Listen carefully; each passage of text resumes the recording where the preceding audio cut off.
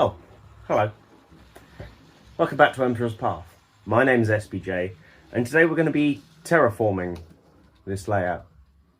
Don't worry about all the plaster bandage, that's coming later. See you in a bit.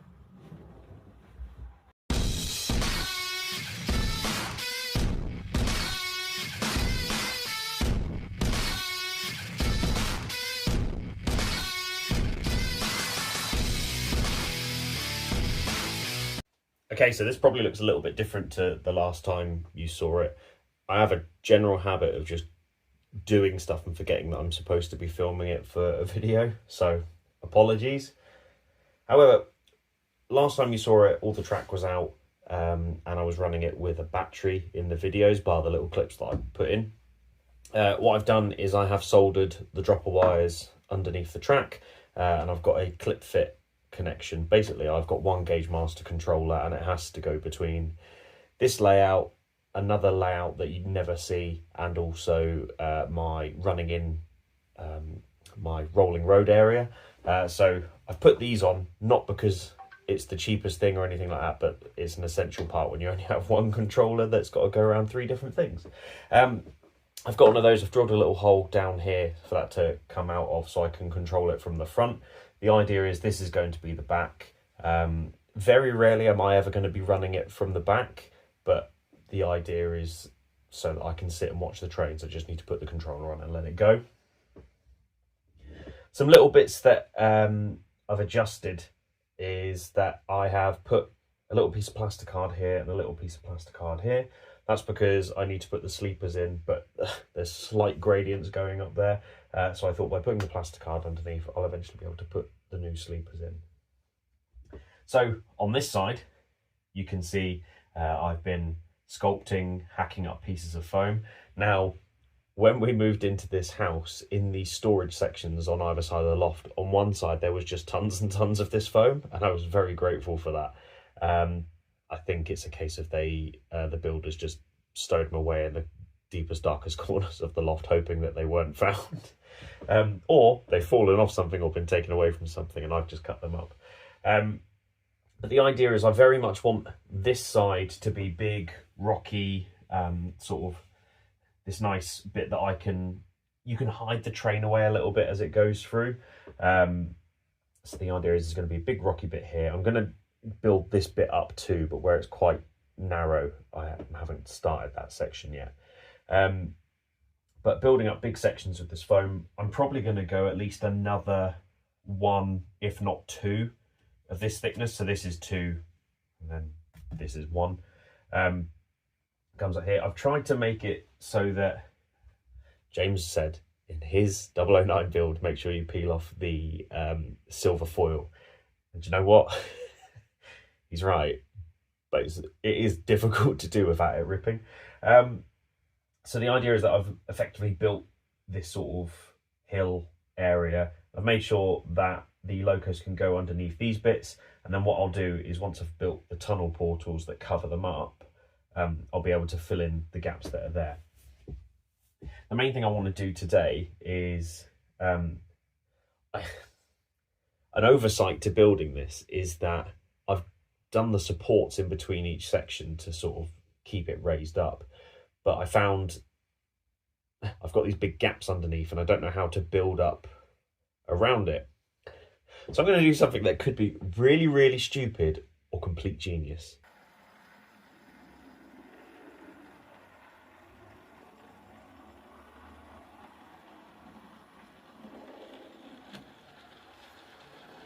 The reason the track is taped up is because I've put pieces of cardboard underneath and then I've taped the top up. To try and fill up the area without having to try and cut around the track for little sections like this and then all this section here, I'm going to be getting expanding foam. This could be a really stupid thing that ends up with me throwing this entire layout in the bin. What I've tried to do is I've tried to mask off all along these bits so that there's something on the bottom, there's something on the top. And the idea is that there shouldn't be, and the real key word on this, there shouldn't be any problems with the expanding foam coming up in between the tracks, because there's something in between. Down here, I'm going to build it up as normal. And basically, I've put this bit here so I know where to start putting the expanding foam. And then once the expanding foam is set, I'll be able to cut away very much like you can do with this sort of foam. Now, I didn't want to do that on this bit, because this stuff's really durable and holds its shape really well. But I didn't know how to make it so that I would be able to keep a tunnel safe along the route. So this side is going to be the sculpted and carved. This is going to have the expanding foam. So the idea is you'll be able to see the two different sides of it. Now, I'm going to go pick up the expanding foam in a minute. And I'm filming this now so that I can at least release this section so you can go, oh, that was a stupid idea. I know James has said in the past that people just love watching things go wrong on model railway layouts. And I think if you watched up to this point, you're going to go, I want to see if this fails or not.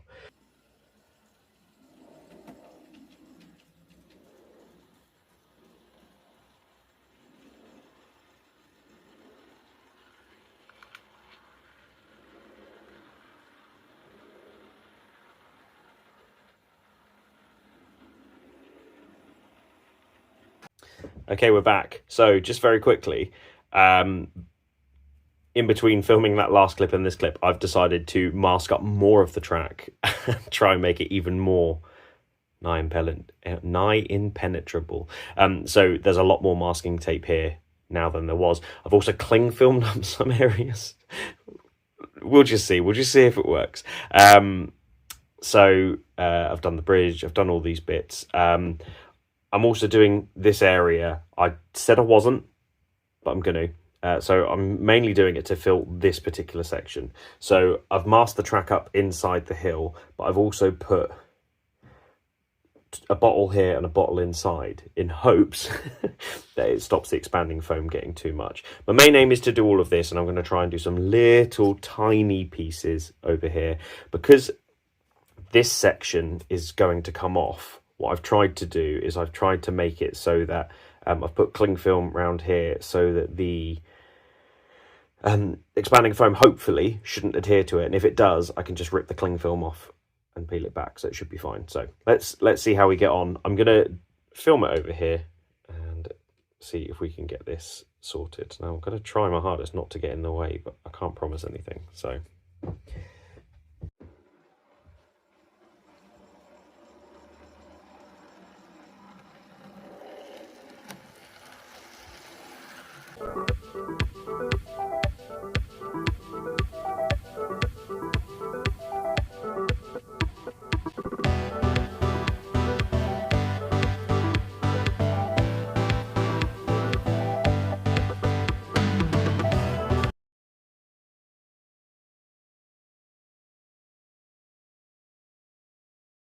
I think it's going to go okay. It didn't go anywhere near as badly as I thought it would. There's going to be a few bits I'm going to have to cut away. It's expanded a little bit too much in some directions and not enough in other bits. I wasn't planning on doing as much over here as I did, hence why the camera's pointing at this section. But just to pan around so you can see what I have done, because I'm aware that for that time lapse, you won't have seen everything. That's where this bit sits at the moment. We'll soon see. So please bear with me, because it didn't go anywhere near as bad as I thought, so I'm happy. This will have to be shaped and cut back and stuff like that, but the idea is it's meant to be giving me some of the volume that I need. Now, there's certain bits that I'm hoping, because of the difference in material, these sluggy expanding foam bits won't connect to this, because this bit needs to come off as one piece, and likewise I want it to be the same just down here. So that's what I'm hoping for. So it says leave it 1 to 2 hours before you put any more on. Let's have a quick look at the can. It doesn't really say how long to leave it for, so I'm gonna try and be sensible and not touch it for another day. So I'll come back tomorrow and see how it looks. But the idea is I should, in theory, have track that is still completely fine and usable, and I should be able to take the masking tape off, cut away any excess bits, and I should still have track that works. So the next thing we'll do is we'll take the masking tape off, we'll cut the bits that are occupying parts of the track. Obviously this is far too big, that's okay, because it still gives us that mountainous form that we were looking for. And then see that the trains are still working. If they are, fantastic. If they're not, I'm screwed. And then we can once again start the whole terraforming and adding sculpt, mold and plaster bandage. I need to pick up some more plaster bandage as the next step for the scenery side of it anyway. So we'll see where we go from there. This bit over here needs to be cut right back, but I just wanted to have it so that there was some support underneath the tracks anyway. So that's the next step. I'll see you guys in the next clip.